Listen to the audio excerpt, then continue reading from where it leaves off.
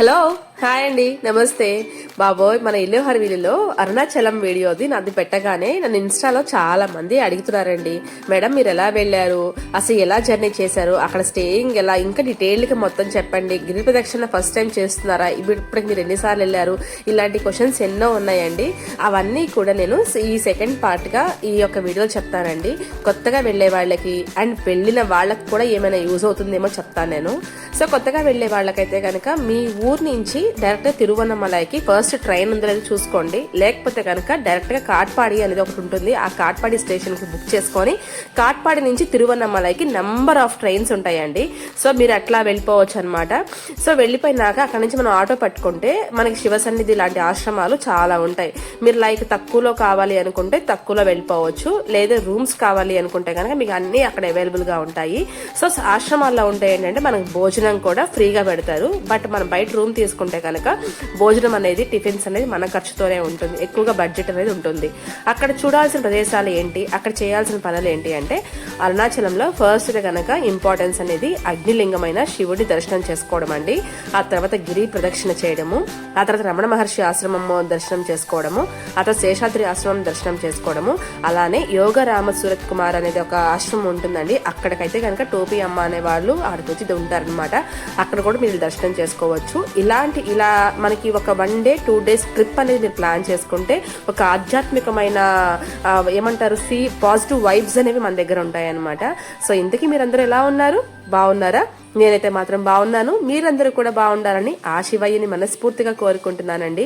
Welcome to our channel ఇల్లు హరివిల్లు healthy life style అండి. So ఇక నా యొక్క అరుణాచలం ట్రిప్ గురించి సెకండ్ పార్ట్గా అనమాట. సో నైట్ టైం మీరు ఒకవేళ దిగినాక మీరు గిరి ప్రదక్షిణ చేసేటప్పుడు సాయంత్రం నడకతో చేసిన మార్నింగ్ అనేది ఎవరైనా తిరగని వాళ్ళకైతే చక్కగా కార్స్ అవైలబుల్గా ఉన్నాయి, ఆటోస్ అవైలబుల్గా ఉన్నాయి, రెంటల్ బైక్స్ కూడా ఉన్నాయండి. ఇట్స్ బెస్ట్ ఆప్షన్ అండి. పర్ డేకి వచ్చి 300 రూపాయల ఛార్జ్ చేస్తున్నారు. ఇది నాకు మొన్న తెలిసి నేను మొన్న వెళ్ళినప్పుడు ఎన్ని విషయాలు తెలుసుకున్నానంటే, అంతకుముందు వెళ్ళానా, దర్శనం చేసుకున్నానా, గిరి ప్రదక్షిణ చేశానా, రమణ మహర్షి ఆశ్రమంకి వెళ్ళి మెడిటేషన్ చేసుకున్నానా నా వచ్చేదాన్ని. కానీ ఈసారి ఇంతమందితో వెళ్ళడం వల్ల నాకు తెలిసిన విషయాలు చాలా చాలా ఉన్నాయి. సో ఇంకా ఆ తర్వాత ఇక్కడ ఇలా గిరి ప్రదక్షిణ ఎర్లీ మార్నింగ్ అండి. మీరు ఒకవేళ వెళ్తే గనక ఆ రోజే కాకుండా చక్కగా కొంచెం సేపు రెస్ట్ తీసుకొని ఆ తర్వాత అరుణాచల శివ అని గిరి ప్రదక్షిణ ఎర్లీ మార్నింగ్ 3 o'clock బ్రహ్మ ముహూర్తంలో దేవాది దేవతలు తిరిగే టైంలో తిరగండి. నిజంగా ఎంత బాగుందంటే అప్పటికప్పుడు ఆ యొక్క పాజిటివ్ వైబ్స్ అనేవి నేను అనుభవించాను కాబట్టి ఇప్పటికి కూడా నాకు ఆ డివోషన్ పోలేదండి. నిజంగా ఆ డివైన్ ఎనర్జీ పోలేదనమాట. అలా మనం తిరుగుతూ ఉన్నప్పుడే మనకి 9 లింగాలు దర్శనమిస్తాయండి. అంతకుముందు 8 లింగాలే, ఇప్పుడు చంద్రలింగంని కొత్తగా పెట్టారు. అంటే లైక్ ఇంద్రలింగం, కుబేరలింగం, వాయులింగం, వరుణలింగం, సూర్యలింగం, అగ్నిలింగం అండ్ ఇంకా చంద్రలింగం, ఇంకా లైక్ ఇలాంటివి ఉన్నాయి. కుబేరలింగం దగ్గర కుబేర కుంకుమ కూడా మీకు ఇక్కడ అవైలబుల్గా ఉంటుంది. బట్ నేను చూడటమే కానీ ఎప్పుడూ మనం తీసుకుంది లేదండి. మన ఇంట్లో చేసిన ఆర్గానిక్ పసుపు చేసిన కుంకుమే నేను తీసుకెళ్లాను. అండ్ ఆ తర్వాత మన గుంటూరు నుంచి మాత్రమే నేను హారతి, అంటే మీ ఇంటి దగ్గర అక్కడ హారతి కర్పూరాలు అంత వాసన రావడం లేదండి. ప్రతి ఒక్క లింగం దగ్గర అక్కడ ఎప్పుడూ కూడా మంట అనేది వెలుగుతూ ఉంటుంది, అగ్ని అనేది వెలుగుతూ ఉంటుంది. ఆ అగ్నిలో మనం తెచ్చుకున్న కర్పూరం కనుక వేసి సాక్ష్యం చెప్పుకుంటే మనకు మంచి జరుగుతుంది అనమాట. చూసారా, మీకు నేను చాలా చోట్ల ఈ గిరిని చూపిస్తున్నాను. ఎక్కడ తిరిగినా ఎన్ని లింగాలు తిరిగినా ఆ శిఖరం అనేది ఎంత బాగుందో. ఆ మంచు టైంలో ఆ మంచు యొక్క కొండ, ఆ యొక్క పాజిటివ్ వైబ్స్, ఆ ఎర్లీ మార్నింగ్ సన్ రైజ్ కానివ్వండి, ఇవన్నీ కూడా నిజంగా ఎంతో మంచి అనుభవాలను ఇచ్చాయండి. ఇక మేమైతే కంప్లీట్గా 8:30 కల్లా అయిపోయేదండి. కానీ మోక్ష ద్వారం దగ్గర 1.5 hours అనేది టైం పట్టిందండి. లిటరల్లీ చెప్తున్నా, అసలు ఇక్కడ కెమెరా అనేది నాట్ అలౌడ్. అంతకుముందు చక్కగా ఫోన్స్తో అందరూ వీడియోస్ తీసుకునేవాళ్ళు. ఇప్పుడు అది ఎక్కువైపోవడం వల్ల ఏమో తెలియదు, అక్కడ ఫోన్స్ అనేది అస్సలు యూజ్ చేయొద్దని చెప్పని స్ట్రిక్ట్గా చేశారు. అక్కడ ఏంటంటే చాలా వరకు కూడా ఫోన్స్ నాట్ అలౌడ్ అని రమణ మహర్షి ఆశ్రమంలో కానివ్వండి, ఇలా శ్రీపురం గోల్డెన్ టెంపుల్లో కానివ్వండి, ఇలా మోక్ష ద్వారం దగ్గర కానివ్వండి, ఇలా అనమాట. కానీ మేమైతే కనుక నా వీడియోకి కొంచెం అవసరం కదా అని తెలియకుండా దాచిపెట్టి తీసామన్నమాట.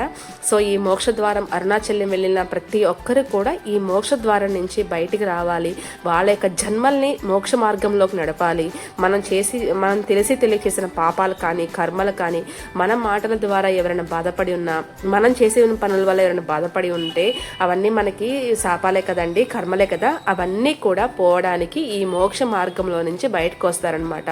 సో అప్పటి నుంచి మళ్ళీ మనకి పునర్జీవితం స్టార్ట్ అవుతుంది అని అంటారు. సో ఇది నమ్మే వాళ్ళకి ఓకే, నమ్మని వాళ్ళకి నేనేం చేయలేను. సో ఇలా మాకు అందరూ అక్కడ వీడియోస్ తీస్తున్న చూసారా, అక్కడ పూజారి గారు ఫోన్స్ అనేది నోట్లాడడం స్ట్రిక్ట్గా ఉన్నారు. సో ఇట్లా ఇక్కడ మాకు లిటరల్లీ 1.5 hour పైనే పట్టిందండి ఆ యొక్క టైం అనేది. అక్కడ మాత్రం చాలా ఇబ్బంది ఫేస్ చేసాము. ఎంతమంది జనాలంటే బాబోయ్ అసలు మామూలుగా లేదు. నెట్టేసుకున్నారు, ఎక్కడికి వెళ్ళినా నెట్టేసుకున్నారు. లైన్గా మంచిగా వెళ్తే అయిపోయేదేమో మేబీ, కానీ మేము ముందు అన్నట్లుగా ఏమో, కానీ ఒకళ్ళ మీద ఒకళ్ళు పడిపోయి నెట్టేసుకుంటున్నారండి బాబు. ఎక్కడికి వెళ్ళినా నెట్టేసుకోవడం, ఏ టెంపుల్కి వెళ్ళినా ఒకళ్ళ మీద ఒకళ్ళు పడిపోతున్నారు. అందరూ కూడా క్యూ లైన్లో ఉండాలి, మంచిగా ఉండాలని ఎవరు అనుకోవడం లేదు. ఇంకా శతకోట్లింగాల్లో బోర్లింగం లాగా మేము కూడా అంతే చేసామనుకోండి, అది వేరే విషయము. ఇక నేను కూడా ఆ మోక్ష ద్వారం నుంచి 4th టైం అనేది బయటకు వచ్చానండి. ఇక ఆ తర్వాత ఇక్కడ చూసారా స్వామివారి యొక్క వాహనం, ఆ వాహనం ముందు ఆ స్వామివారి శిఖరాన్ని కూడా మీకు చూపిస్తున్నాను. ఇక ఆల్మోస్ట్ మా గిరి యొక్క ప్రదక్షిణ అనేది అయిపోయిందండి. ఇదిగోండి ఇందాక ఈశాన్య లింగం చెప్పడం మర్చిపోయాను, ఇదిగోండి ఈశాన్య లింగం. ఆ తర్వాత నేను ఇక ఇంద్రలింగం, అందరూ చాలా మంది రాజగోపురం దగ్గర నుంచి స్టార్ట్ చేసి రాజగోపురం దగ్గర ఎండ్ చేస్తే గిరి ప్రదక్షిణ అయిపోతుందని అంటారు. చాలా మంది చాలా రకాలుగా చెప్తున్నారండి. నాకైతే అక్కడ నేను చెప్పాను కదా శివసన్నిధి ఆశ్రమంలో ఒక తాతయ్య గారు, అంటే ఒక పెద్ద ఆయన నాకు మార్నింగ్ వెళ్ళమ్మా అని చెప్పారు కదా, ఆయన నాకు వినాయక స్వామి టెంపుల్ నుంచి స్టార్ట్ చేయి, నువ్వు అక్కడి నుంచి మళ్ళీ ఎండ్ చేయి అన్నారు. సో నేను ఎందుకని వినాయక స్వామి టెంపుల్ దగ్గర నుంచి స్టార్ట్ చేసుకుంటే నాకు స్టార్టింగ్ యమలింగం వచ్చిందండి, లాస్ట్లో ఇంద్రలింగం వస్తుంది అనమాట. ఇంకా నేను ఈసారి ఇలా చేశాను, ఎప్పుడు కూడా రాజగోపురం దగ్గర నుంచి స్టార్ట్ చేసుకొని చక్కగా రాజగోపురంతో ఎండ్ చేసేదాన్ని. ఈసారి మాత్రం ఆ పెద్ద ఆయన చెప్పిన మాటలు విని అట్లా స్టార్ట్ చేశాను. ఆ తర్వాత చాగంటి కోటేశ్వరరావు గారు కూడా చెప్పిన ప్రవచనాలు విన్నారండి, అది కరెక్టే అని తెలిసింది. ఇక ఆ తర్వాత దూరం నుంచి చూపిస్తున్నాను చూసారా, అబ్బా ఎంత బాగుందండి.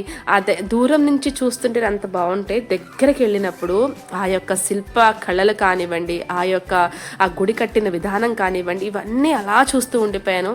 ఇంత టెక్నాలజీ ఉండి మనకి ఇన్ని క్రెయిన్స్ అని అవని ఇవని ఎన్నెన్నో ఉంటాయి, బట్ ఇన్ని ఉండగానే మనం ఎంతో చేస్తున్నాము. కానీ ఆ రోజుల్లో అసలు ఏమున్నాయండి, ఈ టెంపుల్ ఎప్పుడు కట్టారు, ఎవరు కట్టారు, ఎలా కట్టారు, ఇవన్నీ నేను గూగుల్ సెర్చ్ చేసి చూడాలి అనుకున్నాను.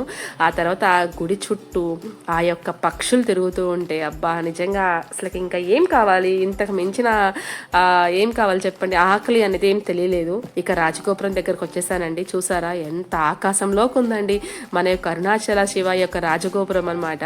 సో ఇక్కడ చాలా మంది అరుణాచల శివగా ఆయన పిలిస్తే అమ్మవారిని అభిత కుచలాంబగా ఆయన పిలుస్తారండి. ఆ విషయం చెప్పడం మర్చిపోయాను. అరుణాచలం అన్నా కూడా చెప్పేస్తానండి, ఎర్రని కొండ. అరుణ అంటే ఎర్రని, అచలం అంటే కొండ. సో తిరువన్నమలై అన్న అంతేనండి, తిరు అంటే శ్రీ అని, అన్నమలై అంటే కొండ అని. సో ఇలా ఆ యొక్క కొండ ద్వాపర యుగంలో బంగారంగాను, త్రేతాయుగంలో వెండిగాను, కలియుగంలో రాతిగాను దర్శనమిచ్చి సాక్షాత్తు శివయ్య కూర్చున్న ఆ యొక్క అరుణాచల కొండ అండి. ఆ కొండ చుట్టూ మనం గనక గిరి ప్రదక్షిణ చేశాము అంటే కనుక మనకున్న చేసిన పాపాలు, జన్మ దోషాలు ఇవన్నీ పంచలైపోతాయని గట్టిగా నమ్ముతానండి. నా లైఫ్ చేంజింగ్ ఏదైనా డెసిషన్ వచ్చింది అంటే ఆ అరుణాచల శివుడు పిలుస్తాడని నమ్ముతాను నేను. సో అది యొక్క ఎవరి నమ్మకాలు వాళ్ళకుంటాయి. బై వాక్ నడవలేని వాళ్ళు, అంటే కాలినడకన గిరి ప్రదక్షిణ చేయలేని వాళ్ళు కార్స్ అవైలబుల్గా ఉన్నాయి, ఆటోస్ అవైలబుల్గా ఉన్నాయి, రెంటల్కి బైక్స్ అవైలబుల్గా ఉన్నాయి, ప్రతి చోట అన్నీ కూడా అవైలబుల్గా ఉన్నాయండి. ఒక్కసారి మీరు టోటల్ ఇన్ఫర్మేషన్ తీసుకొని మీ యొక్క ట్రిప్ని ప్లాన్ చేసుకుంటే సక్సెస్ఫుల్గా మన యొక్క అరుణాచల శివుడిని దర్శనం అనేది అయిపోతుంది. సో ఈ వీడియో మాత్రం నేను ఈ గిరి ప్రదక్షిణ గురించి మాత్రమే షేర్ చేస్తున్నా. నెక్స్ట్ అనేది నా యొక్క దర్శనం, ఆ తర్వాత రమణ మహర్షి ఆశ్రమం, ఇవన్నీ కూడా మీకు చెప్తానండి. సో వెయిట్ చేయండి. ఇప్పటి వరకు ఈ వీడియోని చూస్తున్నందుకు థ్యాంక్ యూ సో మచ్ అండి. ఇంకా మీకు అరుణాచలం గురించి డౌట్స్ ఏమైనా ఉంటే తప్పకుండా కామెంట్ సెక్షన్లో అడగండి, నేను తెలియజేస్తాను. అండ్ ఈ వీడియోని సపోర్ట్ చేయండి, తెలియని వాళ్ళకి షేర్ చేస్తే వాళ్ళకి హెల్ప్ అవుతుంది కదా అన్నట్లుగా అనమాట. సో ఇంతవరకు నన్ను బ్లెస్ చేస్తున్నందుకు, సపోర్ట్ చేస్తున్నందుకు థ్యాంక్ యూ సో మచ్ అండి. అండ్ మన ఇల్లు హరివిల్లులో నేను ఆటోలో గిరి ప్రదక్షిణ ఇలా ఉంటుంది అని అనుకోలేదని చెప్పిన దానికి వీడియోకి 103K వ్యూస్ వచ్చాయండి. ఎవరైనా చూడకపోతే కనుక దాంట్లో నేను కంప్లీట్ ఇన్ఫర్మేషన్ ఇచ్చాను. ఆ వీడియోని కూడా చూడండి, చాలా చాలా బాగుంటుంది. ఆటోలో చేస్తే ఎలా ఉంటుందో అన్నట్లుగా. ఈసారి నేను ఆటోలో చేయలేదు, అందుకే ఆ వీడియో నేను షేర్ చేసుకోలేదు.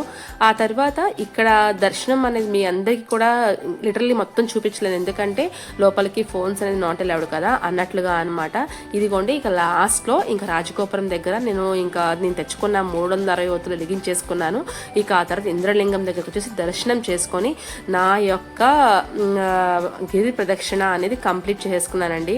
ఇదండి నేను మా పాప మేమందరం కలిసి వెళ్ళి చేసిన గిరి ప్రదక్షిణ అనమాట. ఇంకా లాస్ట్లో అంతా అయిపోయినాక హాయిగా కూర్చొని ముందు కొబ్బరి బొండం నీళ్ళు తాగి హ్యాపీగా కూర్చున్నామండి. ఇదండి కంప్లీట్ యొక్క గిరి ప్రదక్షిణ వీడియో. రేపైతే కనుక రమణ మహర్షి ఆశ్రమం అండ్ దర్శనం యొక్క వీడియో ఉంటుంది, వెయిట్ చేయండి.